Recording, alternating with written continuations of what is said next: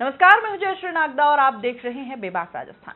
दोस्तों, मणिपुर में हिंसक घटनाओं का सिलसिला रुक नहीं रहा है। विपक्ष और जनता लगातार केंद्र की मोदी सरकार पर सवाल कर रही है कि मोदी आखिर मणिपुर क्यों नहीं जाते। मणिपुर की जनता अपने आप को अलग थलग महसूस कर रही है। वहां पर कुकी और मैतेई दो समुदायों में या दो गुटों में झगड़ा है जो हिंसा में परिवर्तित होता ही चला गया। वहां पर दो महिलाओं को नग्न करके घुमाया गया, जो इतनी घृणित घटना थी कि पूरा देश शर्मसार हो गया। साथ ही इतना नरसंहार हुआ पिछले इन दिनों में कि लाशें बिछ गई। न युवक बख्शे गए, न महिलाएं, न बच्चे। महिलाओं के साथ और भी जो बर्बरता हुई, यहां इस मंच पर आपके सामने बताना मुश्किल है। पूरे देश में इसको लेकर विरोध उठा। प्रधानमंत्री का मणिपुर न जाना अभी तक सवालों के घेरे में है। अब दोस्तों, खबरें यह है कि वहां पर हो रही इस हिंसा का कनेक्शन पाकिस्तान से जोड़ा गया है। वहां के आईएसआई का इसमें हाथ बताया जा रहा है। इस तरह की खबरें अखबारों में छपने लगी और खबरें आने के बाद एक नया विवाद अब जन्म ले रहा है। दोस्तों, सही गलत की पुष्टि हम नहीं करते, यह अनुसंधान का विषय है। लेकिन जगह जगह हो रहे विरोध प्रदर्शनों पर अब भाजपाई सवाल उठाने लगे हैं। उन्हीं में से उदयपुर सांसद मन्नालाल रावत बांसवाड़ा सांसद राजकुमार रोत पर सवाल दागते हुए कह देते हैं कि उनका भी आईएसआई से कोई संबंध है और सोशल मीडिया पर यह पोस्ट शेयर करते हैं। राजकुमार रोत के मणिपुर हिंसा के विरोध में मशाल जुलूस की खबर भी शेयर करते हैं। हमने इस पूरे मामले पर सांसद राजकुमार रोत से जानना चाहा कि उनका क्या कहना है। क्या कहा उन्होंने, सुनिए। हेलो जी जी, आवाज आ रही है। सर, नमस्ते। मैं जयश्री नागदा बोल रही हूँ बेबाक राजस्थान से। हाँ जी, नमस्ते सर, कुछ आरोप जो हैं वो उदयपुर सांसद रावत ने आपके ऊपर लगाए हैं, जिसमें से मेनली जो मणिपुर में जिस तरीके की हिंसक घटनाएं हुई हैं उसमें आईएसआई का हाथ बताया जा रहा है, पाकिस्तान से कुछ कनेक्शन बताए जा रहे हैं। साथ ही आपने जो वागड़ में रैली निकाली तो उसके ऊपर ये हो रहा है कि मतलब आपका भी उन्हीं सब चीजों से कोई कनेक्शन सामने आ रहा है। इस तरह के बयान जो है वो एमएलए रावत साहब ने दिए हैं, एमपी। क्या कहना है देखो, आपका? बीजेपी का पहले से ट्रेड रहा हुआ है कि असली मुद्दों से भटकाना, तो किसी ऐसे मुद्दे को ले आना या फिर ऐसे आरोप लगा देना कि लोग इसकी चर्चा करते रहे, उसकी सफाई देते रहे, ये करते रहे। अब मणिपुर का जो घटनाक्रम हुआ, वहां पर क्या है क्या नहीं है वो शायद पूरा देश समझ रहा है। और कितने लोग मारे गए। क्या हमारा देश इतना कमजोर हो गया है कि पाकिस्तान हमारे देश के अंदर घुस के मणिपुर में आके लोगों को मार रहा है? जी। क्या इंडिया इतना कमजोर हो गया है? इंडिया की खुफिया एजेंसी इतनी कमजोर है कि पाकिस्तान वाला आके हमारे देश के अंदर अशांति फैला रहा है? मतलब मन्नालाल रावत जी के जो बयान है वो खुद की सरकार पे लांछन लगा रहे हैं, उस सरकार पे ही कहीं ना कहीं सवाल खड़े कर रहे हैं। सेकंड चीज, मुद्दा वो नहीं है। ये जो आरोप लगा रहे हैं वो सारी चीजें मतलब निराधार कहना भी बेकार चीज है कि वो इसका कोई मतलब ही नहीं, उचित ही नहीं। जो समझदार लोग समझते हैं। घटनाक्रम हुआ 1 साल पहले। मेरी पोस्ट हम लोगों ने बिल्कुल, हमने मणिपुर वाला जो घटनाक्रम, क्योंकि मणिपुर हमारे देश के अंदर है और वहां पर 2 आदिवासी समुदाय को लड़ाया गया सरकार ने और महिलाओं को निवस्त्र करके सड़कों पे घुमाया गया। हमारे देश के अंदर महिलाओं को निवस्त्र करके इतनी बड़ी शर्मसार घटना होती है तो मानवता होने के नाते हमारी पार्टी और हमारा लोगों का कर्तव्य बनता है कि इसको लेके सरकार को संज्ञान में लाने के लिए हम लोगों ने इसे शांतिपूर्वक तरीके से मतलब धरना किया था। अब ये चीज हुई वो भी 1 साल पहले हुई है। तो 1 साल हो गई। उस समय मन्नालाल जी ना सांसद थे ना मैं सांसद था, मैं विधायक था उस समय। मन्नालाल जी सांसद बने जून 2024 में और जून 2024 में बन गए। तो आज भी साल भर होने आ गया। घटनाक्रम का 1.5 साल होने आ गया। उनके विधायक बने आज 8-9 महीने हो गए, 9-10 महीने होने आ गए। अब ये बात अब कैसे याद आई उनको?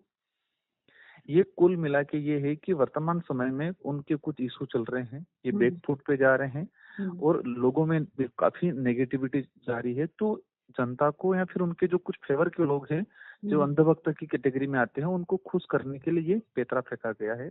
आज हाल ही उनका खुद के सर्टिफिकेट को लेके कुछ सवाल खड़े हो रहे हैं। अच्छा। उनके खुद के बच्चे का सेंट्रल स्टेट गवर्नमेंट के अंदर हुआ था। स्टेट गवर्नमेंट की जो ट्राइबलों की सूची उसमें रावत है ही नहीं, उसको लेके इशू बना हुआ है।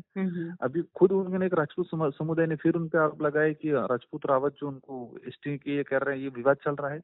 तो ये सारी चीजें, और जिस तरह से मन्नालाल जी सांसद बनने के बाद जिस तरह से आदिवासी के विरोध में उनके बयान रहे हैं, उन्होंने आदिवासी शब्द यूज करने के लिए भी उन्होंने ना कहा। उनके इस खुला स्टेटमेंट रहे हैं कि आदिवासी असंवैधानिक चीज है। विश्व आदिवासी दिवस की राजकीय अवकाश सरकार ने घोषित किया, लेकिन उसको भी उन्होंने कहा कि ये विश्व आदिवासी दिवस मनाना गलत है, उसके लिए गलत कमेंट किए। मतलब उनके सांसद बनने के बाद आज तक आदिवासी समुदाय और आदिवासी समुदाय के साथ ही पूरे आदिवासी क्षेत्र के लिए उनके नकारात्मक विचार रहे हैं। ये चाहते हैं कि मणिपुर जैसी चीजें या बाकी राज्यों में जो अशांति फैली हुई है, ये अशांति डूंगरपुर बांसवाड़ा में भी फैले। इस तरह से बयानबाजी करके लोगों को गुमराह करके आपस में टकराव वाली स्थिति पैदा करने की इनकी मानसिकता है। इनका एक वीडियो आया था, आपको ध्यान हो, ऑडियो आया था रिकॉर्डिंग। कार्यकर्ता को उन्होंने बोला कि जो बीएपी या दूसरे लोग हैं उनके घरों में आग लगाओ, उनको लाठी से भगाओ।